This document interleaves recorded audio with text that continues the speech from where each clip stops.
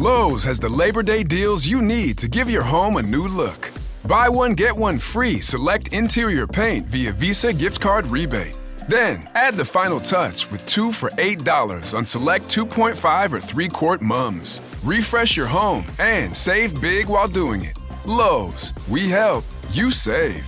Valid through 9/3. Mums offer in-store only. Selection varies by location. While supplies last. More terms and restrictions apply. See Lowes.com/rebates for details.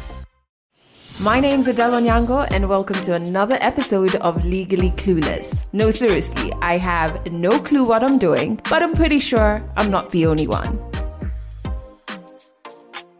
Hey you, welcome to episode 341 of Legally Clueless. Thank you so much for rocking with this podcast. This is what's coming up. She was born premature. She was in NICU, neonatal ICU. And it was so challenging because the reason for her being born premature was because I had pre-eclampsia, high blood pressure in pregnancy. And now because I had stayed in the hospital for quite a long time, I became depressed again. I was on antidepressant medicine. While that was happening, it doesn't exclude you from taking care of your baby. The nurses are coming to you and telling you need to give milk for the baby to be fed. And it was so bad even for me because I'm like, I'm not a mother enough, but I can't. I'm going insane. I was feeling like I will go to Motherhood hospital now. That is part 2 of Petronilla's story. We're going to get to it a little later in this episode. If you're new here, welcome to the family. We are definitely more than just one show. We have this flagship podcast of this show that goes out every single Monday. On Wednesdays, we have the midweek teas. On Wednesday as well, you also get a copy of the newsletter. If you sign up on our website, legallycluelessafrica.com. On Thursdays, you get 2 episodes of For Mannerless Women, one on our YouTube and one on our podcast channel. And then on Fridays, we have a seasonal show called Ask a Therapist. So there's tons to do. Okay, so make sure you sign up to join the family on our website and subscribe wherever you're listening to this podcast on. First and foremost, I want to say thank you to each and everybody who came for our wellness talk this past Saturday. It was incredible. First, a big shout out to our wellness events lead. Her name is Mercy. She is the one who curates all of our wellness talks. She did a phenomenal job. Phenomenal. And everyone who participated was really, really plugged in. And it just felt like such a safe space. In case you don't know, we were talking about family dynamics. And it felt so good, even just for me, to be at the talk and understand that some of the things that I have been navigating in terms of relationships with family members, healing, etc., are not unique to me. A lot of us are experiencing these things. It's normal to experience them, and there are tools for us to get through it. Also, big shout out to my therapist, Faith, who's always so willing to be our guest speaker. Just a bit of a heads up, we are a month away from our next group therapy cohort. So make sure you subscribe everywhere, even on our social media, which is linked in the show notes, just so that you do not miss out on the opportunity to, again, be part of healing communities. All right, let's jump into part 2 of Petronilla's story. Last week, you heard the first part that had everything to do with just her navigating her childhood, a traumatic pregnancy, and the struggles of caring for a firstborn who faced serious health challenges.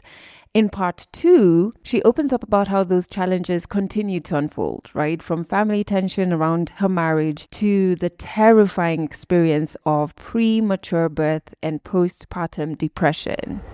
100 African stories on Legally Clueless. Stories from Africa.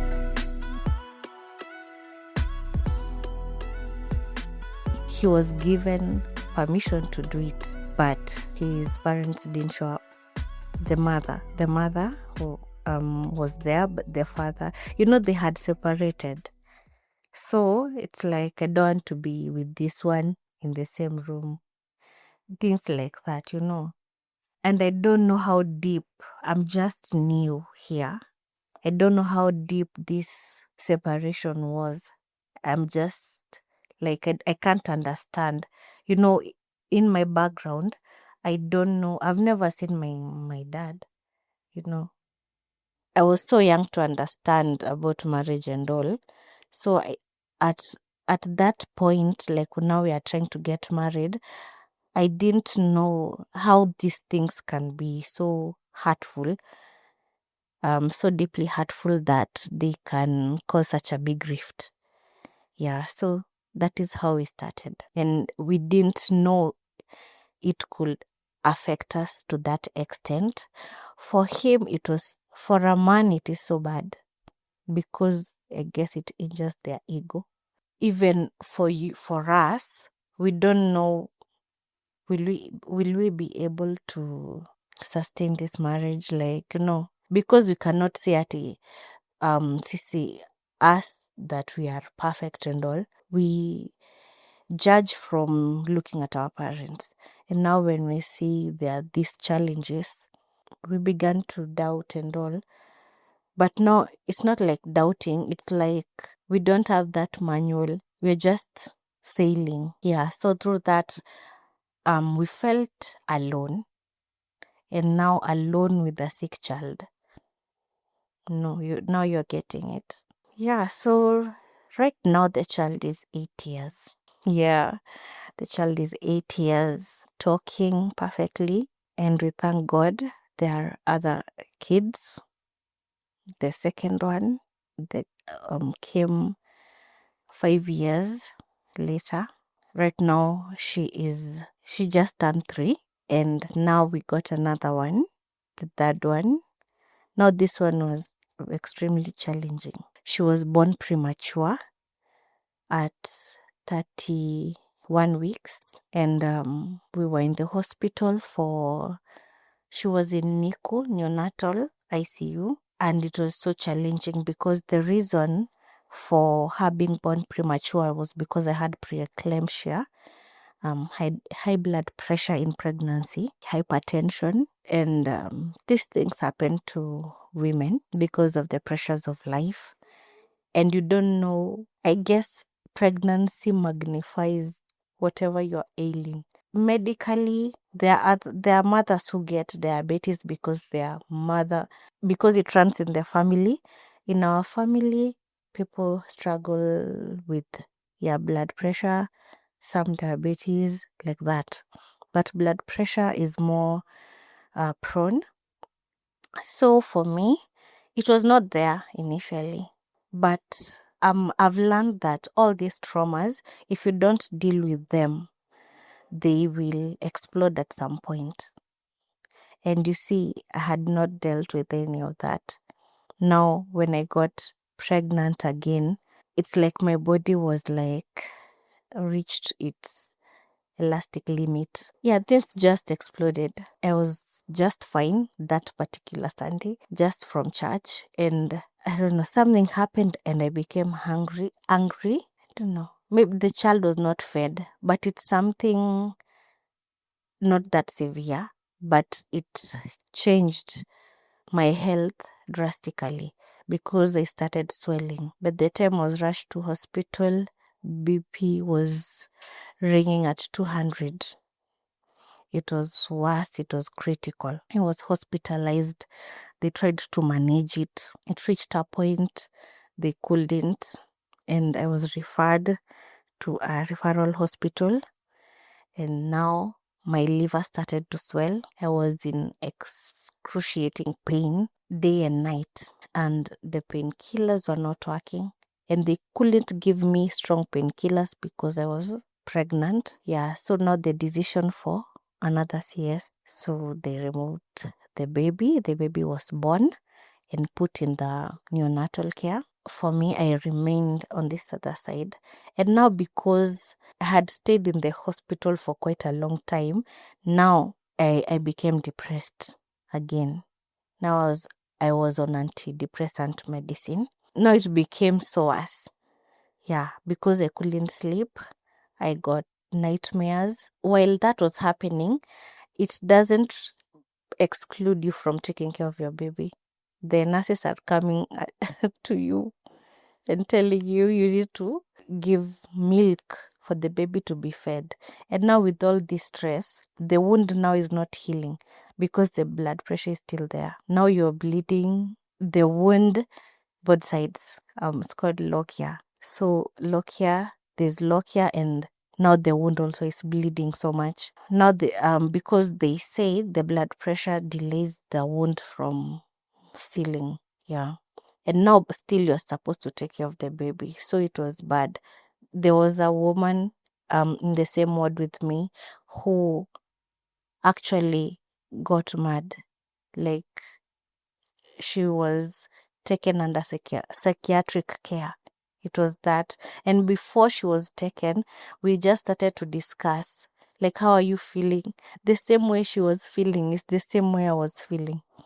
When she was sedated and taken out, I felt like I'm going to die because I thought I was next.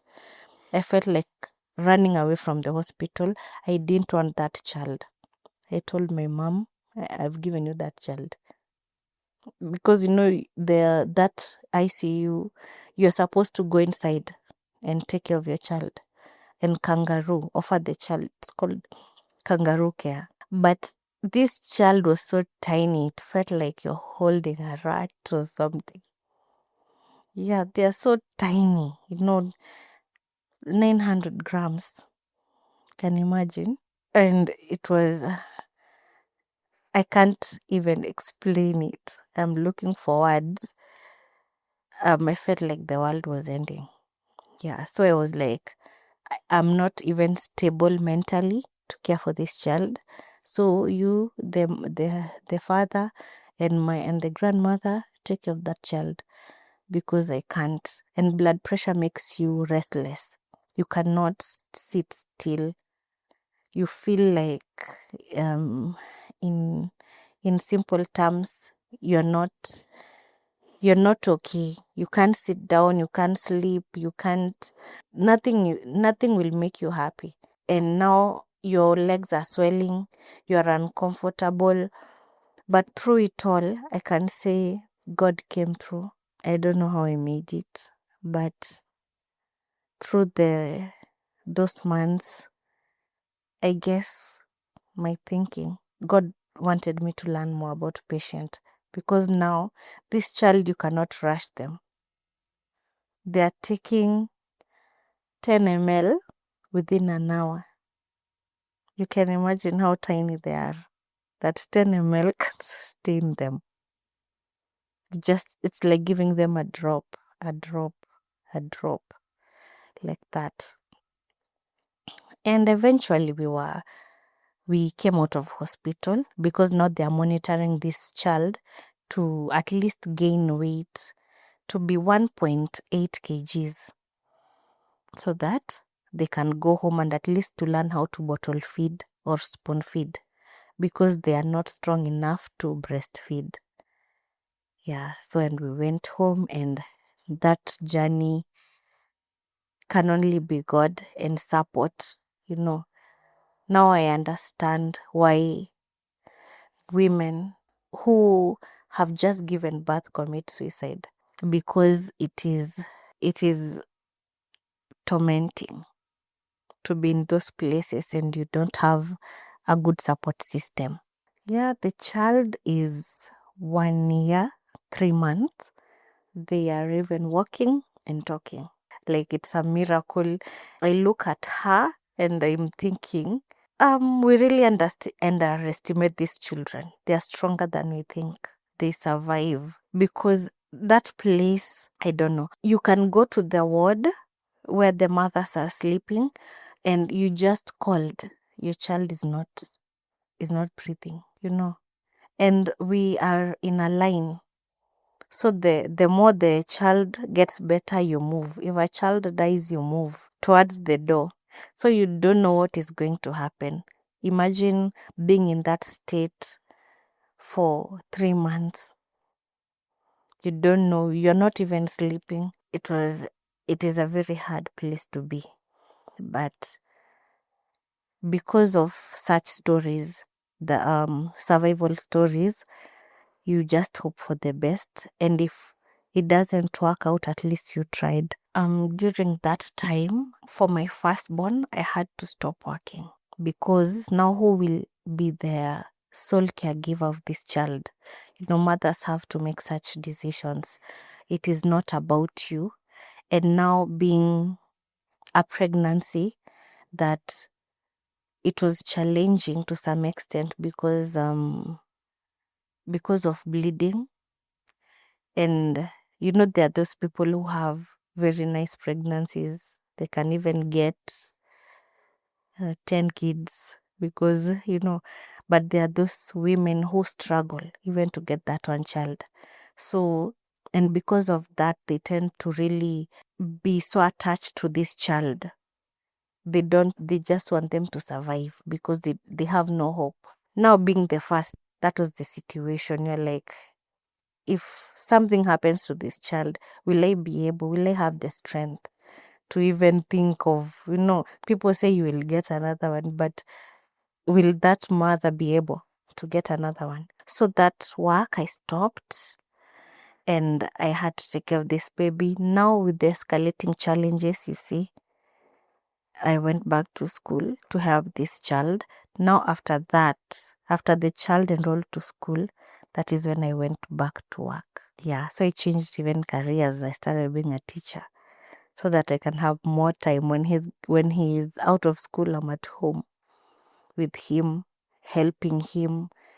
Yeah, helping the nanny to, they don't know your pain and you can't blame them. So you have to be there, even with the neighbors, not for your child not to be bullied, because if they get, because if they are bullied, they will also regress.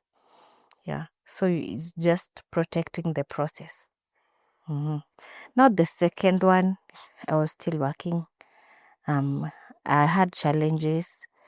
I was bleeding also, and with cysts and fibroids. All these processes make someone to use a lot of money.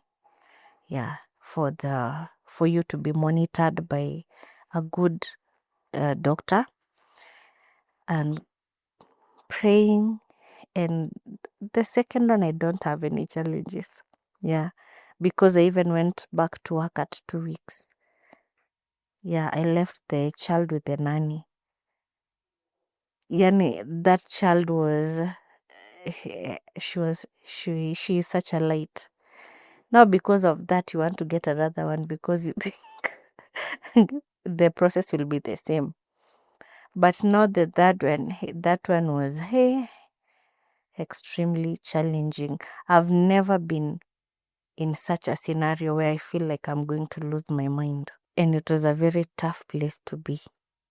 Yeah, because I even went for counseling. I saw a psychiatrist, I saw a psychologist, a preacher. Like, you want help from everywhere, but you see, not many people ask for help. Yeah, so I can say right now I am whole, I am healed. After the third child, I went to work. Right now she is 1 year 3 months. I went to work 2 months ago because now I could actually leave the child with a nanny. I still teach, so that it's a good career because you go home very early. Yeah, so I can still take care of these children. Now, my husband's support was crucial because now he had to.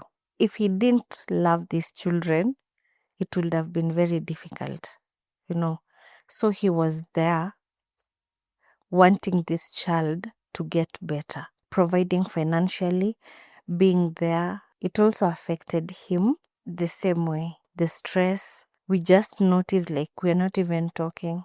We're not, have you given the child medicine? And we just want to sleep. There's no strength. The strength is we are hanging on we are on our breaths because we don't know, will this child survive? But we can't say that. It's in our hearts. We fear, like, what if we project it and it happens?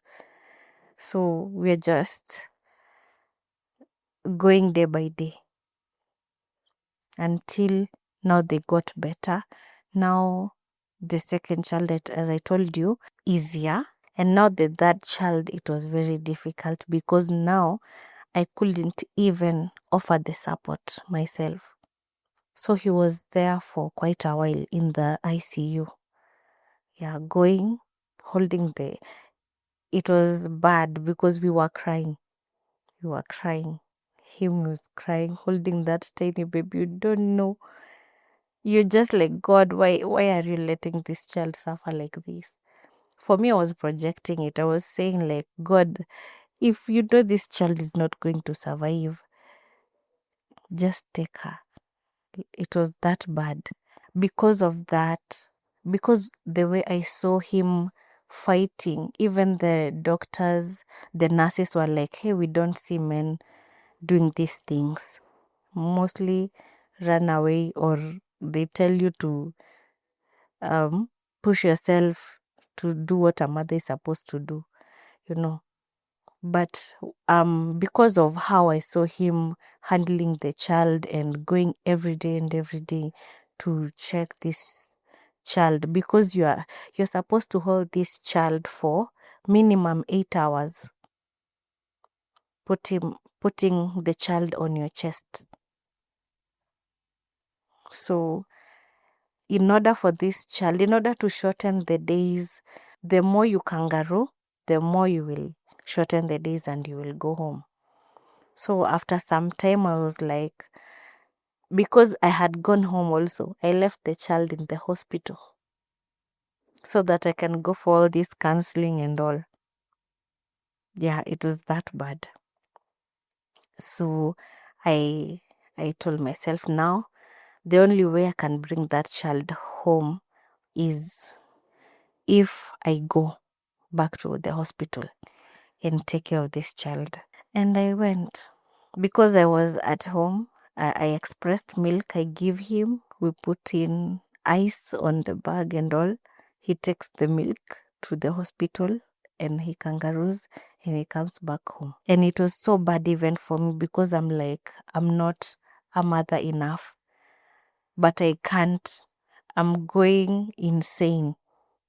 I was feeling like I will go to Motherhood Hospital now because I felt I'm not normal. And my mother was like, no, mothers don't behave like this. And I'm like, I can't. I am feeling like I'm going to die if I hold that child. I rejected her. But now there was no option. He can't do what I can do. That is what the head nurse told me. So you're supposed to go, and as you put the child in your chest, I get healed the more, and the baby gets healed. She can be able to listen to your heartbeat, and it will be able to balance with hers, so that she can feed well, she can grow. That comfort of a mother, Yeah, the first 3 days were very difficult because I was told just try to stay here for 3 days. I couldn't sleep. I felt like the pillows had thorns. I couldn't lay my head. It was bad. And then I was also told by a friend to stop taking the antidepressants. Now, I just had to, to trust her. Like, let me just try today and see. Because, after taking them for a long time, you start getting nightmares. And your body cannot wake up. So you're being tormented. So I had to stop that.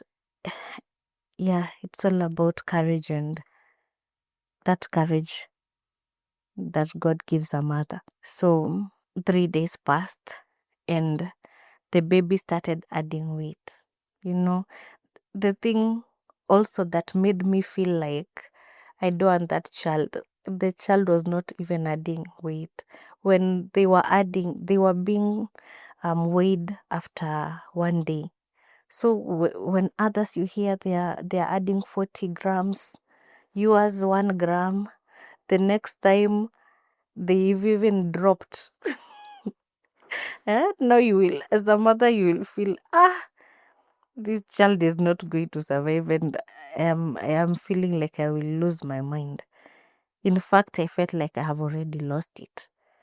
I can't manage myself, so how can I manage this child who's delicate like this? But after those kangaroo sessions, the child started to add weight, and she peaked very fast. Within a week, a week and some 3-4 days, we were out of the hospital. But the bill was so high. But people came through. We managed. And now that was another great scare. Like, I'm going to stay in this hospital up to December. So I don't want, I guess it's a very bad jail, prison. It's not a good place to be in. I will never wish that even to my worst enemy. I can't. It's really a bad experience. Not many survive. Now I know why. Because you're here fighting for your life, and that the one you are talking to, even mothers lost their lives and left babies, and babies lost their lives, and mothers are left with empty-handed. So it's a very hard place to be, seeing all that, and you wonder, how special am I? No. So I'm also there hanging. I don't know what will happen the next hour. It's like a real horror movie. I was living it. Also, there's also a challenge of nannies.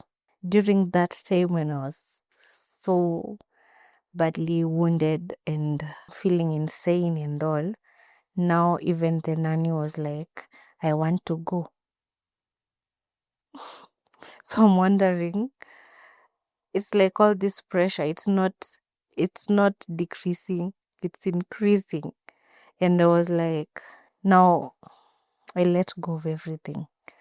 I had reached I couldn't even pray. I was angry with God, because I'm like, why did you let all this happen to me? But it's because of human nature, because I thought I prayed, I thought I fasted, I thought, but these things happen to people, doesn't mean they did anything. And you can't control these things you don't know. So I learned to be patient and to understand that God is the holder of everything. Today you're alive, give thanks. And actually, I repented a lot because I felt I was ungrateful.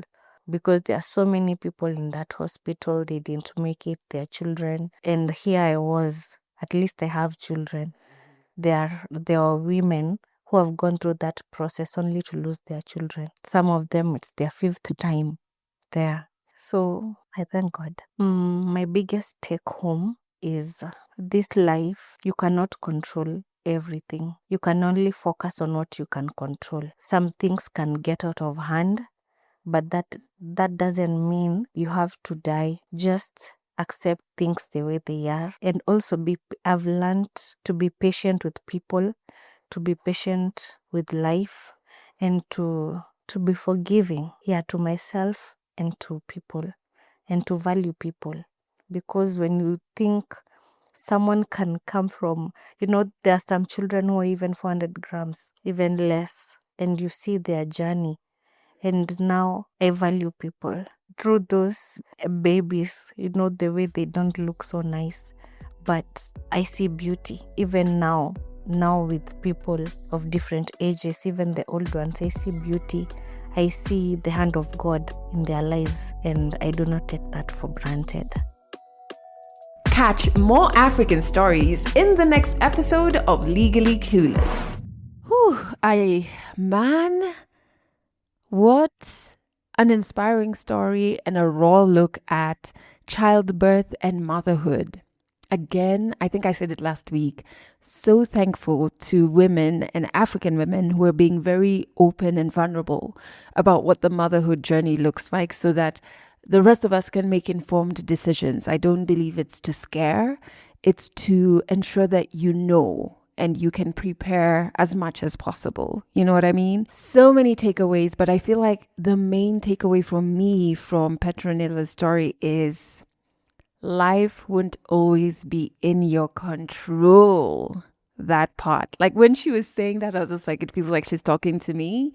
You know, you've just got to choose patience and acceptance and then value the people around you who will carry you even through the darkest moments. I think I identified with that, especially because I'm going through like, not an argument, but like a uncomfortable kind of situation with someone who's incredibly close to me and who I just truly value. And for a minute, I forgot how much this person has added to my life and the dark moments they have carried me through, and that I should, in my own way, of course, be there for them. It sometimes happens, right? Like you forget and you can easily take advantage of those who are closest to you. But yeah, so listening to her talking about, you know, just value the people around you, I was like, Aish, you're shouting. I would love to know what you identified with from Petronilla's story, wherever you're listening to this on. Please drop a comment. I love going through your comments. And of course, thank you for listening to this episode to the very, very end. Remember, I appreciate you and I truly believe that you already have every single thing it takes to heal. That's it for this episode of Legally Clueless. You can share this podcast with your friends. You can keep it for yourself. I'm not judging. Just make sure you're here next week for the next episode.